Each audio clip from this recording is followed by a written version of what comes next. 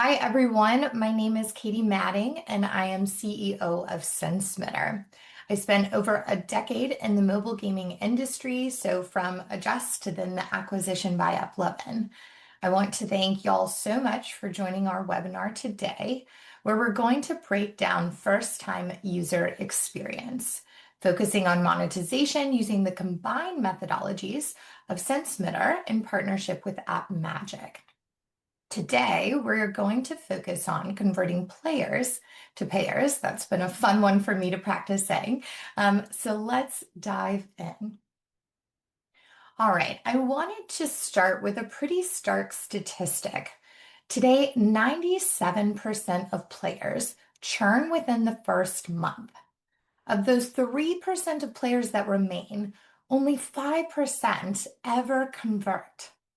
In essence, studios spend millions on developing new games, acquiring users, converting new users, all to have them churn and potentially never pay. This is why we believe that first-time user experience is absolutely crucial because it sets the emotional and behavioral foundation for everything that follows.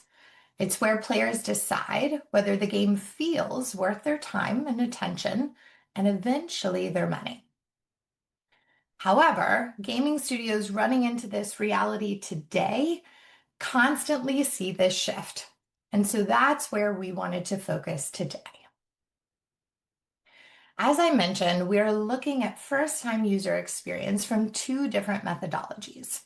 AppMagic brings the market and monetization data, so how studios structure offers, price floors, and purchase flows. They specialize in mobile app market intelligence, including everything from App Store to advertising performance data. Whereas Sensemitter, on our side, we bring the emotional layer, so what players actually feel when those monetization offers appear. We track 420 biometric data points per second in our playtest studies to uncover not what happened, but why it happened. So together, we'll unpack how top casual casino titles turn players into payers. How many more times am I going to have to say that today? That'll be fun. And more importantly, how those lessons translate to your own games. So first, we're going to go through why we picked casual casino. We'll then focus on negative and positive patterns. We'll share some key learnings and then finally leave you with some tips and tricks. At the end, we will open it up for Q&A, so make sure you figured out where the comments are. We'll be posing them there. All right, so while I've already introduced myself, we have a super great group of panel experts today. So first, I'll hand it over to Bogdan to introduce yourself. Hello, everyone here. It's nice to meet all of you. I'm Bogdan. I'm head of research at Sensemitter. I spent a good chunk of my career at wargaming before, but honestly, it feels like a previous life for now. I've also been a gamer like my whole life. PC, VR, mobile, you name it. And what really drives me in that job is being able to capture those magical moments when players are truly engaged with the experience you've been able to create, and to help studios to invest their resources where it actually matters. So today I'm going to share with you some of the deepest emotional insights around monetization that we've been able to uncover with Stan. And on that, over to you, Stan. Thank you, Bogdan. I really appreciate it. First of all, thank you in general for being in such a wonderful company, both with peer panelists and all the participants. It's a great discussion, really excited about it. So, as mentioned, my name is Stan. I'm VP of Product at AppMagic, and I've been working with games for quite a while, let's say for 10, maybe even 12 years, but from different sides. So I used to be from the developer side, I used to be from the gamer side, even though full disclosure, didn't have much time for gaming last couple of years due to work. Unfortunately, yeah, adulthood gets us all. And I also worked a lot with the research, with the deconstructions, and going in depth from the analytical bird's eye view. So, of course, nevertheless, we spent quite a lot of time, both of our teams, playing casual casino games deconstructing them, and trying to understand what drives the monetization, especially when going from the players to the payers, taking it, Katie, from you. And yeah, let's dive right into it without any further ado. So we will first begin with understanding why casual casino in the first place, because, well, that's a very reasonable question. But before that, let's spice it up a little bit. Let's go with a poll, so that it's not a monologue from my side, but rather a dialogue. Try to guess, for Monopoly Go on iOS in 2024, what was the most common purchase? And there are three options as usual: $9.99, $49.99, and $99. Three options, I'd say very reasonable, very understandable, recognizable by any developer out there, be it casual or mid-core games. So try to guess, what was the most frequent purchase on iOS last year for Monopoly Go? And the answer might be not so clear, maybe, for some of us. And of course, we will provide the right answer, but we also will talk about why this conversion works this way, why this is the most common purchase, most common check for Monopoly Go, which is crown jewel of casual casino games. Okay, we got the answer. So 63% voted for $9.99, 27% voted for $49.99, and 10% voted for 99. So that's a pretty interesting statistics. I didn't imagine it to be so curious. So let us tease it a little bit. As I mentioned, the question is not so obvious, and it's here as well. It's definitely not $9.99, but we will get into it a little bit later. So have to hook you up somehow. Before that, let us return to the question, why casual casino games firsthand? Well, understandable that casual casino games are one of the most grossing niches in casual in general. So it's interesting to look into them. And there were a lot of companies and developers during the last several years who tried to penetrate this niche. So it's only logical to dive deep into what is driving their monetization. Among all the different developers and all the different games, three titles stand out. Monopoly Go, of course, the crown jewel, Dice Dreams, and Coin Master. Just for you to have the picture, together they generate more than 90% of the whole revenue of this niche during the last couple of years. Just imagine it, more than 90%. So Monopoly Go, it hit the top 3 casual casino chart several years ago and already generated more than $4 billion in app purchase revenue. So they definitely know what they are doing, especially with this whole Monopoly IP. Dice Dreams, a little different story because they entered the top 3 in May 2021, sorry about it, 4 years ago. They are still growing. Looking at the numbers, especially at the overall revenue numbers, you can notice that they are much, much smaller than both Monopoly Go and Coin Master. But what is interesting about them is that their growth is very stable, which usually means a very good monetizational approaches. Last but not least, Coin Master. They were one of the first to discover this niche, and they were the trailblazers. They hit the number 1 in 2017. And even after handing over the lead to Monopoly Go, apparently, they still exceeded $5 billion in lifetime revenue. So overall, even though Monopoly Go is going strong, Coin Master is still the most grossing title in this niche. And all of these games, all of these 3 games, have sustained top grossing positions for years. 90%, remember, because they manage one thing exceptionally well: converting first-time players into first-time payers. But what is interesting enough, they do differently. So in Coin Master and Dice Dreams, the first purchases are relatively small. So usually they're around $4 to $6, something in between. And average spending rises gradually as engagement deepens. Monopoly Go, on the other hand, is totally different. They expect larger investments right from the start. So if you want really to play Monopoly, you need to be into it. So its initial offers range from $8 to $9, But what is interesting, and we'll get back to it, they usually try to monetize players after they are hooked to the game. They already know what they expect, they already understand the value, and they want to purchase something. So these divergences tell us something important. High early pricing, just like with Monopoly Go, doesn't necessarily block revenue, but it does shape when and who converts. And that is super important when we are talking about different type of payers and different type of cohorts.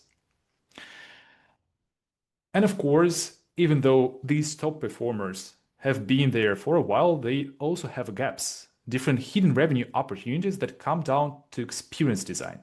And usually in this type of research and deconstructions, these gaps or hidden opportunities are the most interesting part. So let's get down to them. There are basically 4 of them right now. First one is consecutive offers and damaging players' focus. So when players see multiple pop-ups happening in a row, the frustration rises and attention drops. That's super reasonable, and I'm sure you've been there. I definitely been there.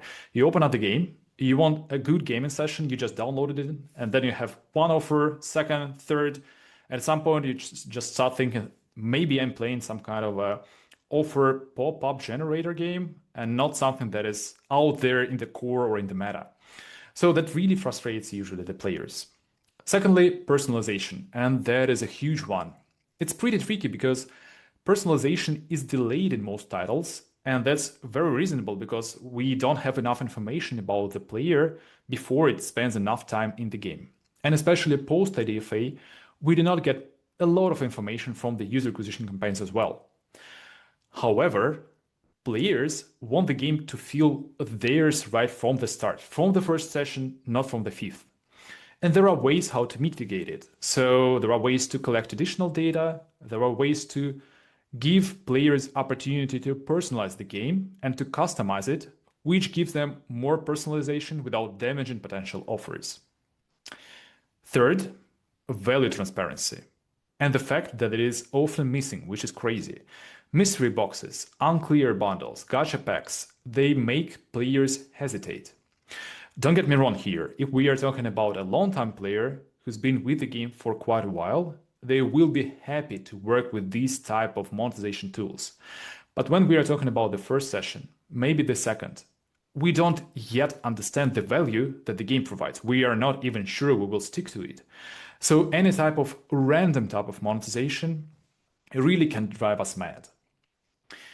And finally, emotional timing. And that is, I'd say, one of the most important things out there. Emotional timing in some cases matters more than technical triggers because offers should not just align with player frustration, and they shouldn't in a lot of cases, but rather complement the player experience, going hand by hand. So for that, we might talk about some negative first session monetization patterns that are connected to emotional triggers. And I think I can pass the mic to Bogdan here. Dan, Yes, Dan. do you want to tell us the answer, or do we have to wait longer? I think we can wait because we definitely Keep will talk teasing about us. it just Okay. in 5 to 10 minutes, but let's maybe spice it up a little bit. All right, well, hang on. Definitely. But let's take a closer look on some of the negative patterns and let's really dive into them. To give you a bit of information, using MSide AI, we run a bunch of playtests across 3 titles Stan just mentioned. We captured facial microexpressions, attention levels, engagement, second by second from our participants, ending up with 420 data points per second, as Katie mentioned before. Then we align those emotional curves with monetization patterns AppMagic identified, and we've been able to see not only what offers are shown, but how players actually reacted to them. And before we will dive into data, let me just quickly explain how to read graphs, because there are going to be a bunch of them, since some of you may not have worked with us before. During our remote sessions, we record participants' faces, their facial expressions, eye movements, blinks, micro expressions, to be able to uncover 3 key parameters for us. First one being emotional intensity. It's how active is the player's nervous system, basically. Are they reacting strongly or are they staying flat with the content you provide them? Second one, concentration level. Are they focused on what's happening in the game? Or are they just going through the motion and like on autopilot? And the third one, the most important one, the engagement state. This basically highlights all the memorable moments for them that they really care about, and they are going to recall them when they will evaluate the session, they will evaluate the game, and they will try to decide, do they want to spend money in that, or do they want to try something else? Without further ado, let me show you a quick example of it. We actually have this data frame by frame, but our brain for second by second. So here on the graph, you can see the emotional intensity. You can see boring and engaging states highlighted over the top. When you see the line marked in green, that means engagement. When it drops and it turns red, that is a boredom state, basically.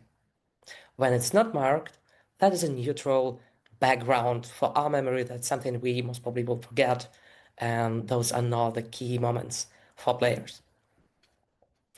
And the first thing I want us to talk about, as Stan mentioned at the very beginning, that is a consecutive offer and players' reaction to them. So what really happens with players when they see consecutive offers? During the first session, they are laser focused on two things: enjoying the game and understanding what it is about. And consecutive offers rob them of control. Basically, they don't know how many pop-ups are coming. Those interruptions hit when they are trying to figure out the gameplay, understand unique selling points of your game, of your offer, and basically they're meeting a new game as you can say a new person being constantly interrupted within that communication. And here what we've discovered, attention drops exponentially with each offer. The first one might hold attention for like 5-6 seconds and they actually read through that. The second or third, it can go up to like 1 second or even less, just long enough to find the skip button. And hear me right, here's the kicker. Players develop that behavior on their own. After a series of consecutive offers, they're not even looking anymore. They're just clicking through it on autopilot. They're not interested, they're not looking, they're not reading through them. And we even saw some players actively avoiding those mechanics that can trigger offers. That is a conscious decision your players are making that really cost you the visibility of your offers. And let's take a look on the example. Once again, just how it looks on practice. And Coin Masters is a great game, right? It's performing incredibly and it has a crazy amount of players, but that flow also perfectly illustrates the player's experience. And sometimes when we design something, we can miss a few tips here and there. So let's take a look on that. To deconstruct it a bit, players are tapping on the spin button, being focused on the game. They're not tracking the energy, they're tracking like what icons basically they have and that spinning wheel. Suddenly, out of spins, an offer appears, like pay us if you want to continue. Close that, gift screen. Close that, invite friends. Close that, first time package, connect Facebook, all of that. The game just won't let them go. It's showing them options, but this might not align with what they're actually looking for, what they want to see at the moment, what they want to do. And with each and like screen, less attention, more irritation. Let's take a closer look on the attention as well. From another player, another example. Here it is. So the attention is a finite resource, right? When we are trying to decide if we want to stay with the game or not, it can just plummet dramatically. They start highly engaged with the game. The first offer hits, and they basically drop to the boredom state. A state of basically low emotional involvement, low emotional intensity, low feedback to what is happening in the game, and low attention. They're not focused, they're not concentrated, they're not really reading through or thinking about what's going on in the game. And look at the timing. The first offer gets 3 seconds, second 2.6, then 1.7, and 1 second. As we've talked through already, just enough to find the skip button, to go over that, to go back to the game and look at it, go back to the engagement, right? Because that is what they are looking for in the first session. In that case, they had not simply just failed to convert. That is something that damaged their player experience, and just as Stan mentioned, something that made you wonder, are you playing a real game or are you playing a offer simulator or like ad simulator?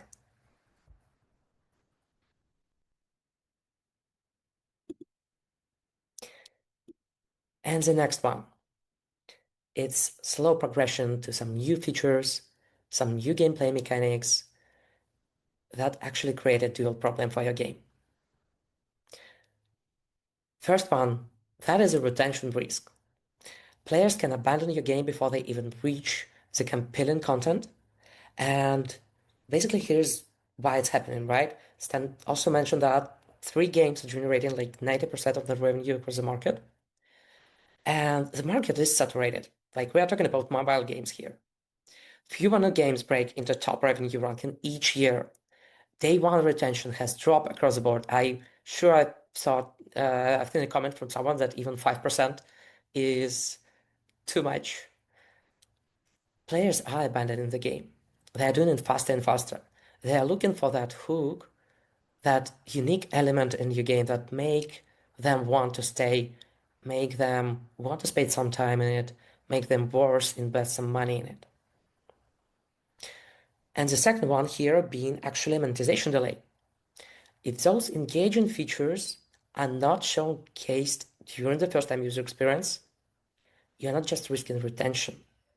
You are delaying the moment when players actually care enough to spend. And you are delaying showing them those features or those tools they want to buy from the beginning. Because here are two things, right? Showing players offers and showing players offers they actually care about, those are two very different things. And the final result will actually depend on how well you know the playing behavior of your users and how well you can cover their needs. And with that, I will probably pass it back to Stan to go over the players and payers economics. Alrighty. Thanks, Bogdan. Might be a good moment to share the answer to the initial poll because that is one of the setting stones for our high payer versus low payer economics. So if we go and look deeper into it, nearly a quarter, almost 25% of Monopoly Go's iOS revenue came from $99 purchases last year. You've heard it right, and to be honest, I was surprised, really surprised when I found this data. So this is based on the internal AppMagic tools that help you to understand the distribution of the revenue based on the offers and the frequency of the offers that are bought the most. But the most important lesson here is that suggests that a segment that responds to high value depth once trust and engagement are established early. So we are talking about high value payer depth going really, really deep and trying to convert the users who are willing to pay more. And as we can see, they are willing to pay more versus the approach of CoinMaster and Dice Dreams. They instead of that rely on consistent, lower price purchases from a broader payer base. And that is usually two viable long-term revenue architectures, two different approaches that begin with the first-time use experience and first purchases, but also persists across all the game and across all the LTV. So we either go deep and we try to monetize the high-value players, or we go broad and we try to monetize as fast as we can with as low prices as we can, and then dissect players and payers into different cohorts and maybe upsell to some of them and then downsell and get discounts to others. But what is important is that the crucial point of this story, user acquisition scaling, depends on converting the appropriate segment early in the journey. So payers usually stay longer and fuel this machine. If we want to really scale up the user acquisition, this should be a positive cycle. We attract the audience, we monetize them, we convert them, they stay with the game longer, they increase LTV, ROI grows, we get more resources for scaling the user acquisition. So if done right, it can really, really boost the game. But the entry point is defined by the first-time user experience, and it determines which payer segment you activate overall. So going from there, casual casino in general, I'd say, relies heavily on user acquisition volume. It really depends from a genre to genre and from a niche to a niche, but here is the main driver of the revenue. From Monopoly Go, at some point, the numbers were absolutely crazy, just ridiculous. There were a lot of talks in the industry that they're just burning the money, and the ROI there is just on a maybe 2-3 years horizon. They are working in a very, very bad deficit. Though right now we know that's not true, but the genre grows when studios bring in large numbers of new players, and that is unfortunately the reality. And this model only works when those players convert early. So without a strong first-time payer moment, the cost of acquiring new users rises faster than the revenue they generate. And in a lot of cases, our data shows that early payers remain in the game longer. So they engage more, they are more tied to the game, to the gameplay, they engage more consistently, and they form the core of stable long-term revenue. So it's not just about getting the money out of the players right from the start. It's more about the retention and increasing the engagement along the road, which makes first-time user experience monetization very crucial and a central link between acquisition and retention. So basically, the quality of this first conversion determines whether the whole UA campaign can scale at a sustainable cost. And of course, let me get to the next slide. So we want FTUE economies built for long-term revenue stability. So the structure of the purchase flow itself plays a measurable, which is important, measurable role in early conversion. Usually the titles that minimize steps between offer presentation, I see the offer for the first time, and confirmation consistently see higher first session completion. That is something I was just mentioning on the previous slide. A stable pricing ladder also helps. And here we are not talking about a pricing ladder where you get offers after offers in a consecutive manner. So as Bogdan mentioned, that's not the best strategy at all. We are rather talking about understanding how to increase the price ladder the right way and how to decrease and maybe weaken it in cases when we see that this cohort or this user is not ready to pay more or pay more frequently.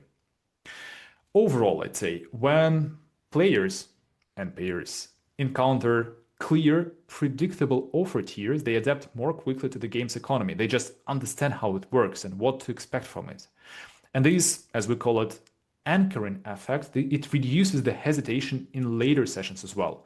So it's not just about sticking to the game, it's not just about engagement, it's also about understanding what's on the table and being able to communicate with the player better, including monetization, later down the road.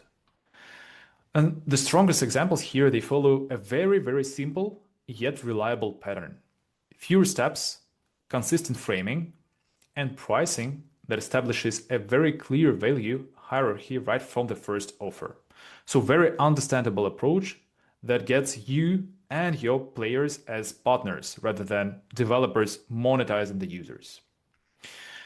So let's maybe talk a little bit about positive first session monetization patterns, because we dive deep into negative stuff and what doesn't work. So let's maybe talk about what is working, shall we? Bogdan, how do you think? Definitely. I don't want to tease the audience too much, but I will probably go with another poll as well.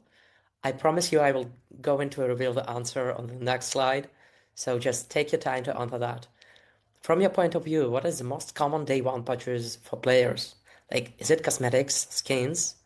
Are those boosters, power-ups? Maybe some hard currency, gems, coins, etc. Or maybe resources or energy, as it's called differently between different genres. While you're answering, let me say this. We saw some of the really strong positive responses when the games got several things right for players.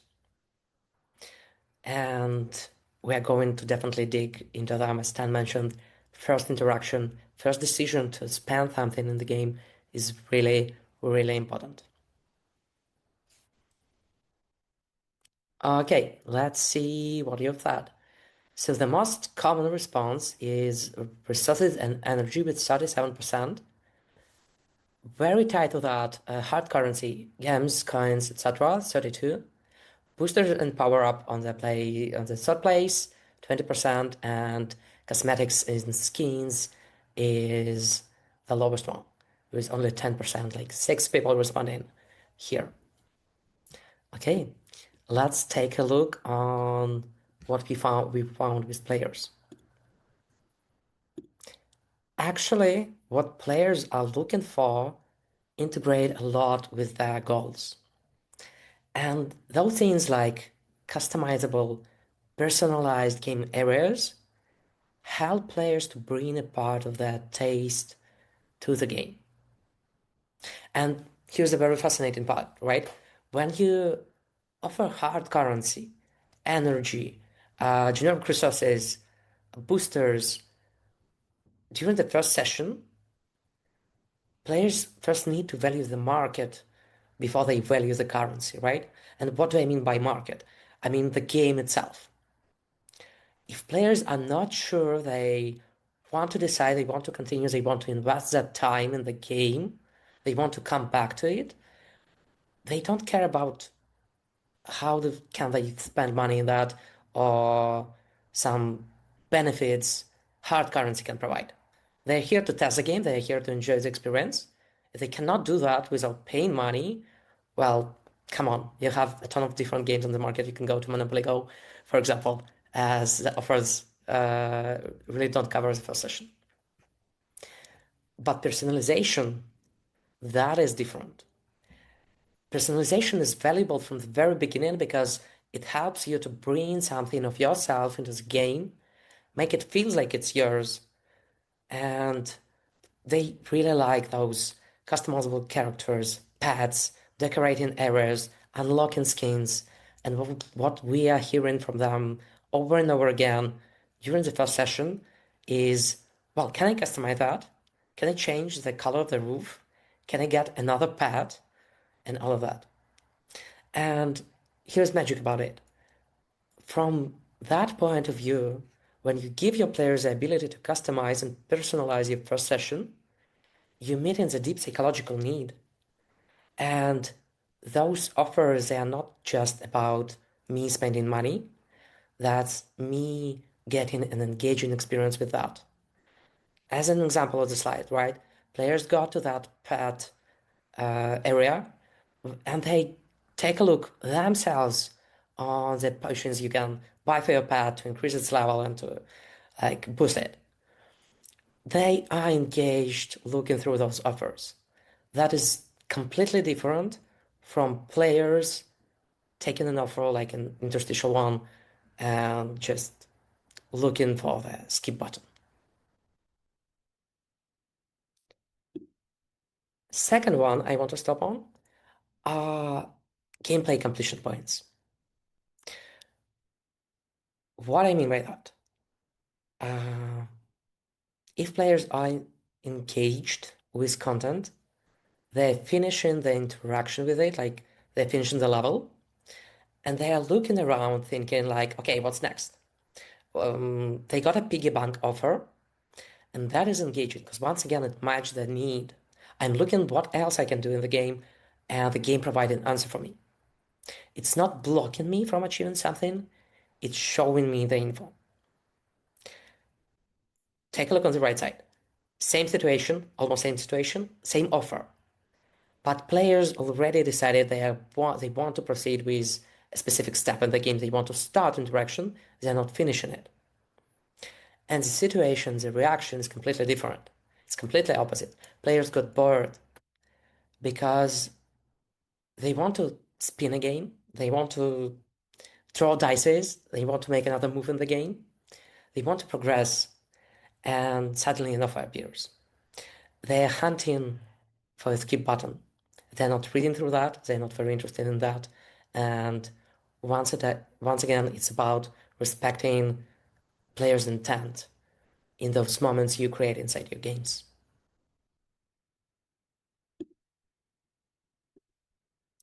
Next one. We kind of touched on that a bit, but I cannot stress it more. Meeting players' needs, and the main one during the first session is getting to know more about the game is very important. And sometimes even combining instructions and some progression tips with monetization really touch the point.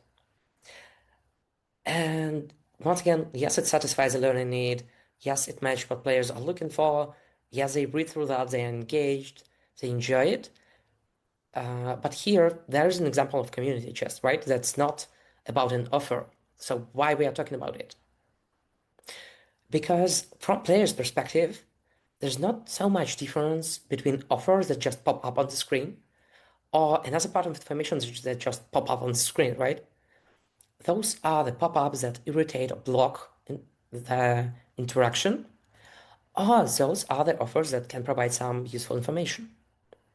And the more pop-up offers you have, or the more pop-up screens you have that actually match the need of a player, the less is the banner blindness to real offers. So once again, think about it. Players are actively looking for new content. They want to understand the game's unique features. If you connect that and you match that with your monetization offers, you build a strong relationship between players' needs and what you show to them. And you are meeting them exactly where they are mentally. It's not anymore about here's an ad for you to buy stuff. It's here's something cool you can do. And by the way, here's how you can enhance it if you will pay us some more.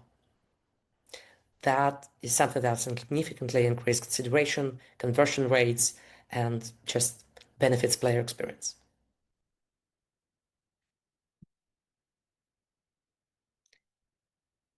And probably the last thing I want to dive deep into is a progression and features that captivate motivations. Since players' priority is to understand what they actually enjoy in the game, more hooks means better immersion. More time for hooks means more players will convert afterwards. We've seen that in Monopoly Go, right? They're not targeting players during the first session to convert them to payers. They give them some time to enjoy the game, but then they strike with higher offers, higher prices, and benefit from it. Because the more players can explore, the more likely they are going to find something that resonates with them. Here, as an example, they show players like, hey, you can click here, you can customize that, you can build it like the monument you want, and it creates a long-lasting exploration experience when players are looking through some of these options, deciding what they want to buy, how they want to spend the soft currency, which will lead by the end of the day to players buying hard currency because they will experience a lack of it. They want to get more, they don't have enough money for that. And that is where the monetization accelerations come in, right? Early access to completing features build those emotional investment faster. And from my point of view, that's what we can start to think of. Like players at that moment, they think about how I'm going to, if I'm going to spend more time here, what can I do to improve my experience? How can I progress faster? How I can get more money? How I can get more options? And that is a moment for them when they are ready to become payers in their game.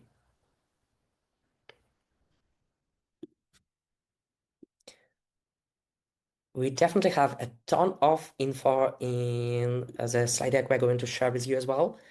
But to respect some of the your timing as well and to jump to some Q&A, I believe we should move with tips. Stan, I will probably over that to you. Okay, thank you, Bogdan. Folks, by the way, as Bogdan mentioned, we highly recommend going to the website and checking the whole report because there are much more details in there. And of course, we can't fit it into a 40, 60 minutes webinar. So feel free because there are a lot of insights and valuable information. But to summarize, if there are 4 things you will be taking from this webinar, we really want them to be these. First of all, and I can't stress it heavy enough, respectful timing. Even though it might sound basic, you won't believe how many developers out there just forget to be respectful about the timing of their offers. So integration within the flow that doesn't block players from their first interaction is crucial. Think about natural breakpoints. So when you're trying to comprehend what is the best moment to interact, usually these are the moments when players are switching from one activity to another and they are not sure what's next. There are no expectations yet and you can define them. That's when an offer feels helpful and not very intrusive. With the next one, I think Bogdan, you I might want to will, take this one. yeah, I will take this one definitely. We've talked about this throughout, but I want to hit it one more time. Matching players' need and desires before they're ready to invest money means giving them something personal to care about. Show them what they want to customize, show them what they can customize, and let them bring something of themselves into the game. It will help you to bring long-lasting relationships between your players and your game, resulting in high conversion rate as well, and more players enjoying your game.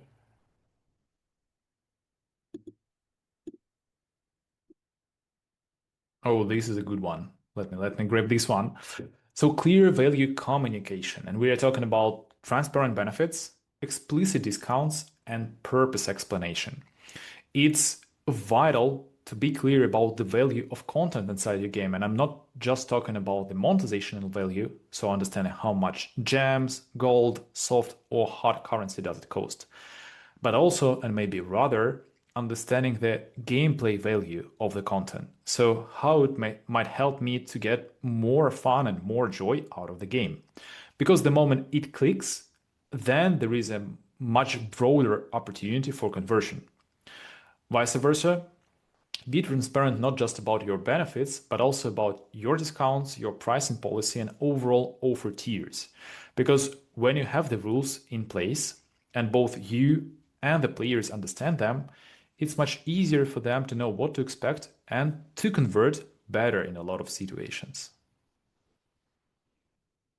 Oh, well, the And I word will, emotional, I think, yeah, Bogdan, it's all yours. yeah, I will take this one. So, the emotional alignment is very important.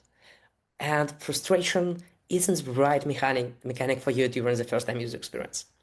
Later in the game, sure, like frustration can drive monetization when players are already invested, when they are looking for something that can enhance the experience and can help them to overcome the frustration.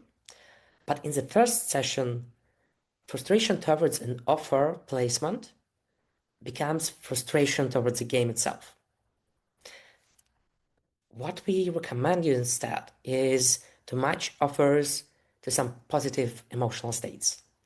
Players are exploring, show them some personalizational offers or tell them about what they can get in the game. Players are learning, combine education with monetization, walk them through the shop show them what they can get from it. Make it a part of interaction, not just here's what you can buy in the game. Make that valuable. And your monetization definitely should support the player's journey, not just fight against it. When you align that with their experience, conversion will just follows naturally. With that, I will probably pass mic back to Katie. All right. Well, thank y'all oodles for that. That was super, super helpful. Some great experts, as I mentioned. So way to go, Bogdan and Stan. For everybody on the webinar still, I did put into the comment section the link to the ebook that we mentioned. So definitely click on that link. Lots and lots more insights there. As they mentioned, we could go on for hours, but we will not bore you with your time. So quickly, we do have two different promotions for everyone that actually joined the webinar today. So first, you can see for Sensemitter, just email us at sales@sensemitter.com. We have a 30% offer, off offer for a monetization playtest. And then as well, AppMagic, I'll pause here so you can scan this QR code, but they are offering a 20% off live ops and monetizations tools. So some really great offers going into the holiday season. Please definitely take advantage. One other thing that was asked during the webinar as well, we will send a follow-up email. So you will get the presentation, you will get the recording. We will include these additional offers here as well, just in case you weren't able to capture them in this moment. Because I do want to take a moment to open it up for Q&A. So get your comments ready in terms of the chat, but ultimately, we've shared a lot of different information with y'all, but what are some questions that you have, right? So please feel free to start putting into the chat any questions that you have for Bogdan or Stan. All right. Starting to look at them here. Okay, so the first one that we received, and just so I've gotten a few of these, but you can write to hosts and panelists or everyone, it's up to you, but I'm looking at the hosts and panelists right now. How many offers in a row is too many? So that's obviously a pretty loaded one. Who wants to take that one? I'll probably jump in here. We've talked about that a bunch of times. Generally, I would say more than one consecutive offer creates friction for your game. It heavily depends on your, I would say, monetization style, players' expectations, and your audience. But keep in mind, the main thing you need to keep in mind though is that with every consecutive offer, you have less and less time to really catch players' attention, which means for you that key principles to consider is that each additional offer should require less attention from them. It should have only the general info you want to tell. It definitely shouldn't be text heavy, and spacing those offers with some gameplay moments or like touch points like pet screens, shops, albums, you name it, may actually result with a better experience for players in those like sequential pop-ups. Stan, if you want to add something to here, feel free. I think you really nailed it here. So usually, especially when we are talking about the first sessions, don't think not about offers as monetizational offers, but in general pop-ups that users might receive, because you might think that, okay, we have only one monetization offers, but then as Bogdan mentioned, there is social media offer, connect your Facebook, invite a friend and receive an in-game thing, then a cross promotion. And so in combination, it really stacks up. So keep in mind what type of pop-ups, what type of different type of offers you get into the player, because there can be a lot of them. Okay, great. So one of those, it depends, lovely answers, as always in these cases, but I'll move on. We've actually got quite a few coming in. So how long, and by long, they're talking about like day versus first session. So like D1 versus the first session. How long should I wait after install before serving an offer? Okay, that's an interesting one. So I can maybe begin, and then Bogdan, if you want, you can jump in. So I will just circle back to the examples we had here and maybe build something upon it. With Monopoly Go, apparently they usually wait for the day two, and that is something that a bunch of our researchers experienced before monetizing the players. So before that, you can just roam around, explore, see for yourself what is on, and you're getting hooked into the game. But then when the monetization hits, it hits heavily. So that is something that is done to protect retention and to be sure that usually the whales, so-called whales, are converted first. With the Coin Master, they monetize from the start, and both strategies might work. So it really depends on what type of player you want to serve first and what is your current goal. Do you want to scale user acquisition, and do you need money as fast as you can? Can you survive, say, half a year ROI, a year ROI, but maybe in return receive a better LTV? So first of all, ask yourself, what is the current phase of the game? What am I aiming for? Secondly, what type of players cohort I want to have and potentially can have? Because in some situations, for example, I might be aiming at a whales, but my user acquisition campaigns just don't bring them from the geos I need. So that's just a separation of the expectations and the user acquisition. So with clear understanding and knowing the cohorts, you can choose the right strategy. Either go in deep and focus in on one exact payer cohort, or go in wide. But I'd say usually like it depends. Bogdan, you might also add something if you want. I think there's a great, I just looking through the comments, I found another great question that connects to that a bit is actually what should be the breathing space between different features you want to showcase during the first session if you want to postpone that monetization aspect a bit. And I would say the key here is to keep players engaged and show them something that will resonate with them. Show them something that will hook them and let them stay with the game. For some genres, it can be just showing a special level, right? It works heavily in Royal Match. Quite simple match 3 mechanic, but they really nailed the first time user experience with a special match in between, like during the first 10 or 15 minutes, I believe. Sometimes just one is enough. Sometimes you might need to show more, and to really nail the answer here, I would say it would be great to take a look on your players and your experience in your game and understand like what is really engaging for them or what are the frustration points for them in your experience. Okay, so just taking a look at time, we'll do one more because I think we have time for that and then wrap up. But it kind of pertains to this, and we've gotten a few versions actually of this question, so I'm going to combine them all together. But do certain price points work better with different audience segments?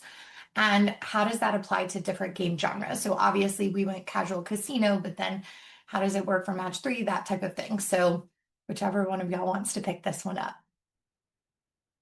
I can jump in, if I may, because there is an interesting fact I want to share, and it's pretty ironic. There is an interesting pattern we spotted across different genres, different games.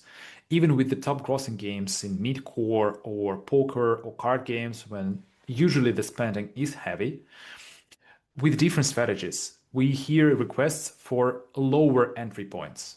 So even though the overall spending and LTV might be thousands of dollars, tens of thousands, sometimes even hundreds of thousands of dollars, players consistently mention wanting lower entry points like 0.99, 1.99 starter packs across all three games we analyzed today and wider across different genres, despite their different positioning. At the same time, if we are talking about trying to choose the best strategy, I'd say a safe approach might be A/B testing. So be sure to test different price points for different cohorts within the same UA blend, ideally, and compare them to each other. But of course, the more data you can get, the better. And it's not just coming from a data guy, because I love data apparently, but it's also about the marketing trends. It's also about your audience desires, as Bogdan mentioned. It's A/B testing, which we just talked about. It's your goals, so the current phase of the game and what you want to achieve. It's also important to mention that different genres have very different monetization behavior, and usually it's built on expectations. For example, the mid-core category and maybe fork strategies or team battlers in particular, they rely on much higher price points than average casual games, even casual casino games, both for the initial and subsequent offers. And in some cases, if you're dealing with an experienced player who already had some time and money invested in a forex strategy, team battler, or casino games like poker, bingo, so slots in some cases, players there, they are willing and they expect bigger checks because they just know that this is something that works for this type of games. Vice versa, if there is a player coming from hybrid casual, especially with a hybrid monetization blend of in-app purchases and in-app advertisements, they will not expect something like a 15, 20, $50 first time purchase offer because they are coming from a much lower entry point games. So be wise about what type of audience, what type of genre we are talking about here. By the way, even if you're developing a monetization heavy game, lower entry points for personalization items, that is something Bogdan mentioned as well, might be worth testing because based on the data, that is something that people are really willing to pay for, especially during the first phases, during the first steps, because they basically can customize the game to themselves. It's a trick of a mind where you give the players an opportunity to make the game personal. Even if your core economy supports higher prices later, just try to test it. In some cases, it might work. Bogdan, anything to add on to that? I would say I cannot agree with Stan more. Monetization is a very sensitive topic, and I believe here you cannot get enough info. So basically, knowing trends, knowing your market, knowing your players is something that you need to succeed. All right, great. Well, we are right at time. So just to call out any of the questions that we did not get a chance to answer in this, we do have your email as a part of the sign up, so we will reach out to you. We will make sure to get you those answers because there were some really great questions that came through.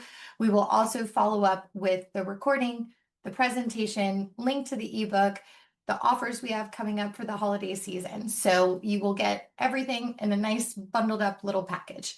And with that, I want to say thank you again to Stan and Bogdan. This was incredibly, incredibly insightful, some exciting nuggets in there too. So I hope everyone else enjoyed this. And thank y'all to everyone who joined today. Hopefully you got some cool stuff that you can go out and start testing. All right. Cheers, everyone. Yay! Thanks, Thank you guys. all. Thanks a lot for being with us today. Cheers. Have a good one.